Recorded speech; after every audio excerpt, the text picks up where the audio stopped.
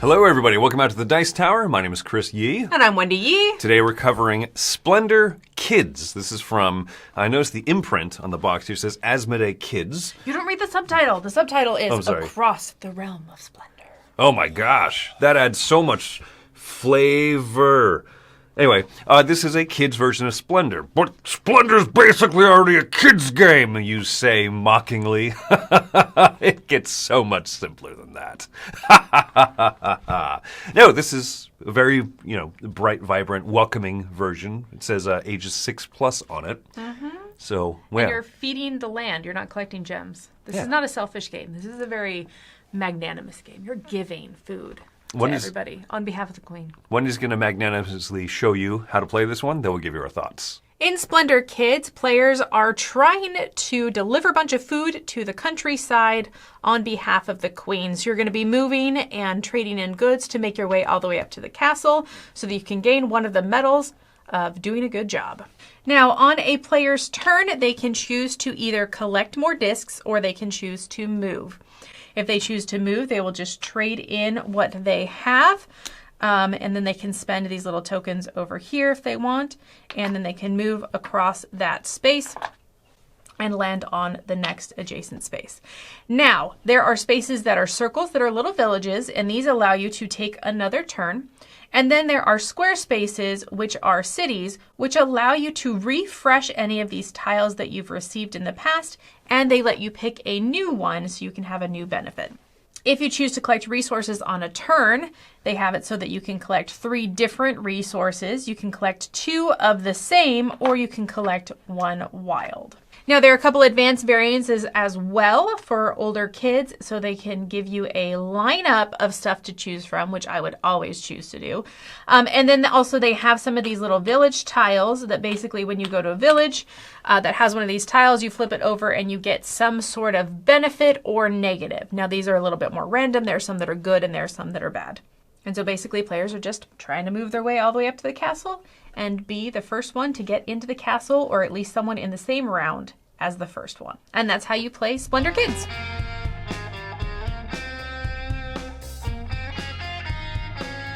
Starting off with production here. I think that for a kid's version of an immensely popular game, this has a good look to it. It has it comes with that tray, and you have to put stickers on it, and kids like stickers. Kids love stickers. Parents should put the stickers on. Parents should put the stickers on. But there's stickers in it. Yeah, I think that this has a cool look to it with the chunky wooden bits and stuff instead of the poker chips. I think the player board in front of you, it has those actions very clearly laid out in icons so that kids can see exactly what you can take. So you can point to that and they can focus in on that. I also like that it shows the amount of chips that they can have so they can very easily see, am I running out of space to hold more? Can I hold a lot more? So I think that really helps with the visualization of collecting those chips. Yeah. What do you think about the change of going from a card game like Splendor and turning it into this pathways? I've seen people look at it and say, this looks like Reiner Knizia's Quest for El Dorado, the Splendor game, It's interesting because it has so many of the same feels as regular Splendor because you're collecting chips and you're spending chips. But at the same time, I feel like you can look way farther ahead. Like a lot of times in Splendor, you're waiting for those cards to come out and people are stealing the cards from you that you want. And you're like, no, I was working towards that, but I didn't reserve it. That doesn't happen in this game. You can share spots, you can go where you want to go, and you can look ahead and plan ahead. And I think that's helpful for kids. And I think that it takes away some of the abstractions that Splendor has and makes them much more literal and visual, which is something that you need to do for a kid's version of a game like this, right? So yeah, the pathways, as you said, you can share spaces, being able to see the roads and be like, I need green gems in the future or green tokens in the future.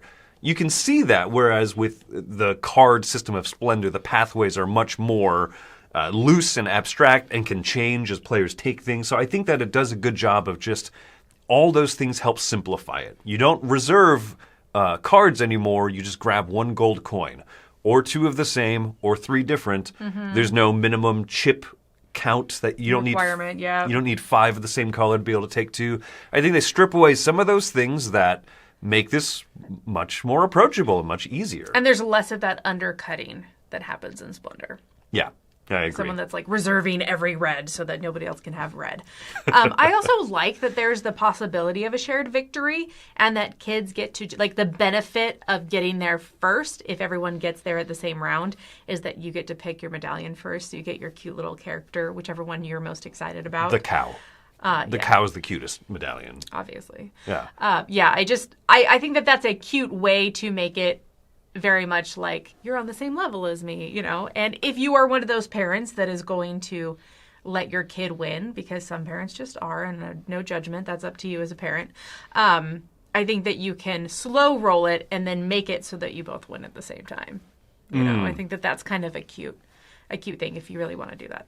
Or you can play this game fairly like serious, you know what I mean? And you can show your kid, like, this is how you crush them. This is not Wendy and I's respective mentality of playing games with kids. Crush! But I'm just saying that it exists in this game. This is a skill game. It is. It doesn't replace the skill of Splendor with luck. And in fact, it kind of reduces some of the luck, ironically. Unless you add in those little village tiles. Yes, so let's talk about a few of the variants. Yeah, here. so I mentioned that you have the little circles that you can place over villages, and there's some good and some bad. And so when you go, if you're the first person into one of those villages, you get that token. And some of them are really bad. Like, everyone just cares down to 5 tokens, just because. You lose a token. Yeah, you have to give one away to someone else just because. And then another one's like, this is a wild. You get a gold, just because. Yeah. And so I don't enjoy it. I feel like the negative way outweighs the positive, and it's just random. And one of the tokens is if you get to the end the same time as everybody else, but you happen to get this token, you get the gem. That's the then you just win because you won. You found the queen's special necklace she lost in the middle of the village. That's like the only one of those special village tiles I actually really like. Oh, really? Yeah, I think that's cute, but you don't even deal all of them out to the board. Anyway, so I don't think those little face down village tokens, I don't think they add anything to the game. They just actually kind of detract. Yeah. I do love, however, the variant where you get to actually pick out of 2 options for the city tiles. I think that 3 of them Yeah. are up. Yes, because right, if you move into the square city, then you just get in the normal game, you just get one off the top as like that permanent discount. Yeah. I think that's a cute way of throwing in the original Splendor's permanent discounts, but in a way that they turn off and on so that you don't become overpowered if you get too many of them. I honestly find the turning off and on to be a little more confusing. Not necessarily in the functioning of it, because I feel like you're like, oh, you spent it. It's done. You spent it. It's done. That all makes sense. It's more in the strategy behind it of like the timing of when to reset it, when to spend it. Yeah. Like that I think is a little bit more high than I expected in this kid's game. Yes, But I agree with that. You don't have to use that to plan ahead, you know. The last variant I really like is that normally you play the game with 3 boards and you have to race from the bottom to the top. The middle board is actually completely removable. So if you are playing especially at the bottom of this age range with like 6-year-olds, then you just play with the bottom and the top board on a much shorter pathway. And I think that that's a very good introduction. That's it really ages the game young, but that's probably a good thing. If you're watching this review, you're excited to play games with your kid, and I think that this does a good job of reaching that lower age. And I think it will also kind of grow decently well with the kid. Throw in the extra board, throw in the face-up tiles. Don't throw in the face-down village ones. My opinion on it. Unless you have a kid that's cutthroat and likes to have random craziness. Kids will laugh. Ah, the tornado. Ha ha ha ha. Right? Yeah. But our kid will just get grumpy about it. And she'll be like, oh. Yeah. Then she'll laugh when it happens to you. But, yeah. And I do think that this is a good stepping stone point that will eventually lead to the ability to learn Splendor. I already feel like Splendor is one of those that if you have a gamer kid that is kind of in that preteen age, they'll be just fine learning Splendor. So this does phase a little young. But I think that that's okay because it's kind of that stepping stone. Exactly. So final scores? I'm going to give this one a 7.5. I think for a kid's game, it does what I want it to do. It introduces in a very visual way, like Chris said, a lot of these concepts that you want kids to learn in Splendor, but they're a lot more abstract there. And they're just very visual, and I think it's very grounded. And so I think that it's great for that. I'm also coming at a 7.5 because this is one that I enjoy playing myself, as well as I think it's a good tool for families especially with younger kids, to play a game like this. I think that the fact that it does have that sliding scale of ages, right? You want to play with really young kids who are willing to sit down and take turns and stuff. Yeah, you can play with just the 2 boards. I think that's great, and it kind of ages up a little bit with you, and it will transition very easily, I think, into full Splendor once the kids have this game completely down.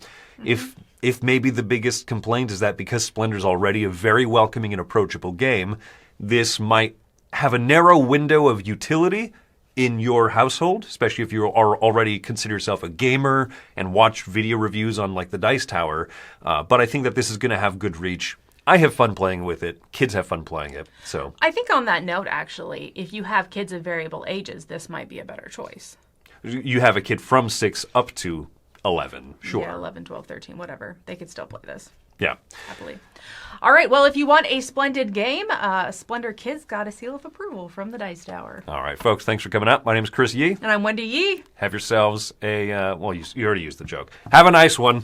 Have a splendid day. Hey everybody, thanks for watching another video from the Dice Tower. Hey, you want to learn more about us, communicate with us? We have a Facebook group, we have a Discord channel, lots of different ways to get involved with the Dice Tower. You can find that in our Linktree link below. So just click that, it will take you, and you can communicate with us on Facebook, join our Facebook groups. There's lots of cool things that you can find and become part of the Dice Tower. Thanks so much for watching. I'm Tom Vassell.